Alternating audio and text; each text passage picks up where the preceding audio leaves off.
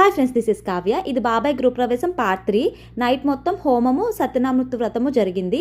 ఇంకా మార్నింగ్ కి రిలేటివ్స్ అందరూ వచ్చేసారు. ఇది లాస్ట్ బాబాయ్ వాళ్ళ ఇల్లు. పొలంలో కట్టారన్నాను కదా ఇల్లు. చుట్టూ పొలాలు ఎలా ఉన్నాయి, అక్కడ భోజనాలు, ఇది ఇంటి ముందు. సీతం వాకిట్లో సిరిమల్ల చెట్టు మూవీలో ఎలాగో మా ఇంట్లో వీళ్ళిద్దరూ అలాగనమాట, మా ఇద్దరు తమ్ముళ్ళుని.